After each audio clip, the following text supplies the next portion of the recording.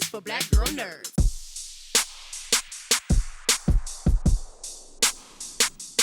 The first thing I wanted to know was when you got the script, how much did you know about Lovecraft, H.P. Lovecraft? You know, my awareness of H.P. Lovecraft was a bit limited. I knew, that he was kind of this master of terror, and I knew Misha was working on Lovecraft Country, but I hadn't read the book. She just kind of casually passed me the script, and I was obsessed. I mean, to the point of like losing sleep over, being a part of the project. I then went and read the book, and months went by. She still hadn't offered me the project. And she was fervently demanding that I pass on everything else, but wasn't offering me this. Oh, that's funny.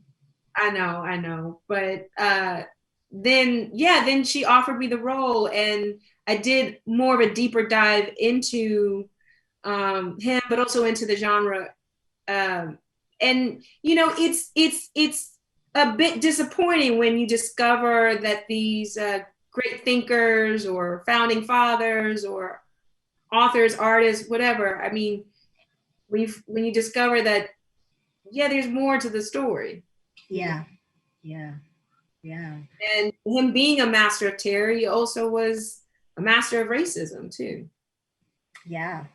Now, I was wondering how important you think that is for people to know that. I mean, because you are entertaining, in a series, and so how important is it that people also know that he had racist views? Yeah, I'm a lover of history.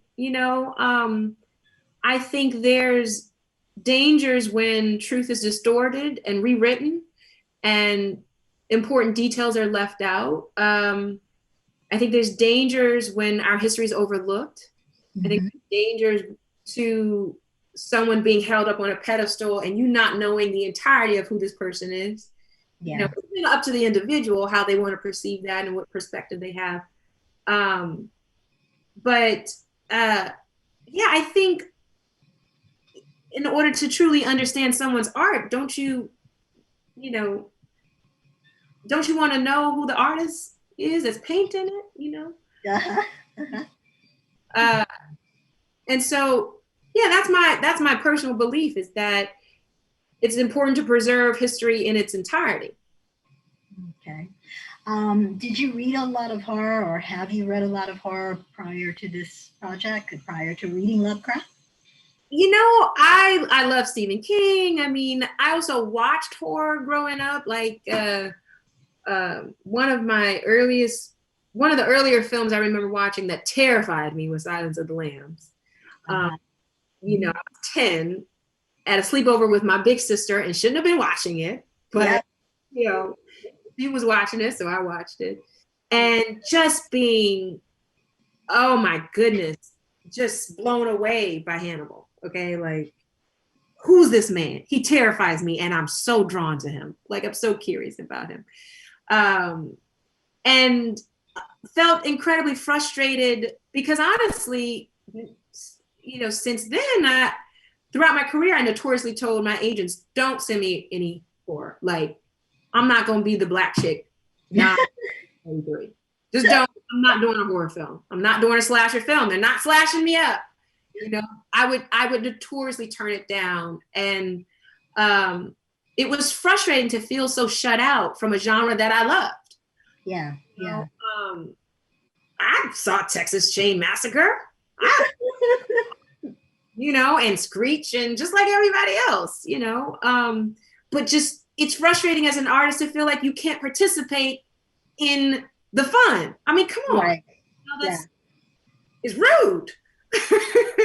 But also very, very dangerous, I think, in a narrative art form, because there's power in representation, there's power in art. And through our action or inaction, we contribute to the problem or we contribute to the solution. Yeah.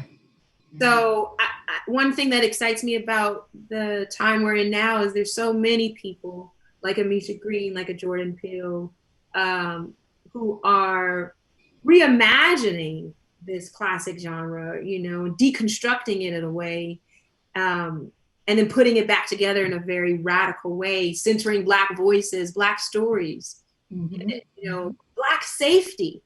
When you think about it, this is what Misha talks about a lot, is Black safety is horrifying. You know, the threat that we live with is terrifying.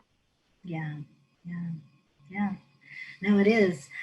Speaking of that, I mean, your character, she is sort of a combination of both of her time and also this very, very strong woman.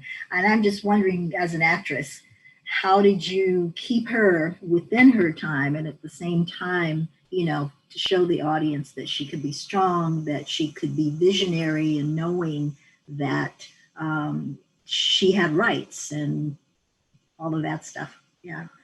I think one of the things is Letty's strength is often in reaction to something. Okay, she's just, you know, it's no one's strong all the time or, you know, all powerful, and but sometimes there's no choice but to be that way. Yeah, she's a bit of a disruptor. She's a bit of a tornado. And this defiance she has comes from this hunger, this desire to reject the feminine as it was defined in 1955. You know, she's fighting the patriarchy and white supremacy. Okay. But I don't think, you know, I know these women to have existed. This was my grandmother. It was one of the biggest influences for me in constructing Letty. This is Ella Baker, okay? This is Marion Wright Edelman. This is Rosa Parks. I mean, this is Coretta Scott King. These were real women, and they did have strength, you know, and I think history oftentimes wants to rewrite our history and place us in these docile positions. It's like, no, we come from resilient women. My grandmother would go to work every single day cleaning the homes of white folks. Interestingly enough, something Letty says she doesn't want to do. But she would do it. My grandmother would do it. She was raising 4 children as a single mom. She was the first Black Miss Galveston. She had so much potential, but she did it because she had no choice, right? And every single day she'd go home. I mean, she'd go clean in their homes, regardless of how they neglected her or underpaid her. She'd do it with dignity because she wasn't going to let them rob her of her dignity. That's the power she had. That's the rebellion she had. That's the way she was able to disrupt the system. I know I wished I had so much more time with you. They're giving me this short thing. So I want to get 2 more questions in really quickly, but I appreciate that because I know. So it looks like you guys made really good use of sets. I just wanted to know, I mean, where was the filming? How much of it was on studio before the COVID, all of that? Oh, it was all before COVID. The production wrapped in January. We shot the pilot in Chicago, and then the series was shot beginning last spring, summer of 2019 into January of this last year in Atlanta. I think, I want to say Misha said we had something like 160 sets or something crazy, but it was a combination of a lot of outdoors and beautiful sets built on sound stages. We had such an amazing design crew. Costumes, Dana Pink. I mean, everyone just brought their A game. Cool. And the last thing for your fans, Birds of Prey. Have you heard anything about it coming? There being a sequel, you know, you continuing anything? I get this question often lately. Sure. And, you know, there's not much I can say, you know, except that I love Black Canary, and whenever, if I'm ever asked, you know, absolutely would jump at the chance. I'm in love with her. She's so she's such an honor. It was such an honor to play her. And I love that the fans responded so well to her and that I do get this question because it means we did something right. Cool. All right, I have to go. I'm way over my time. Such a pleasure to meet you. I've been a fan since you were a child. So thank you so much. Thank you.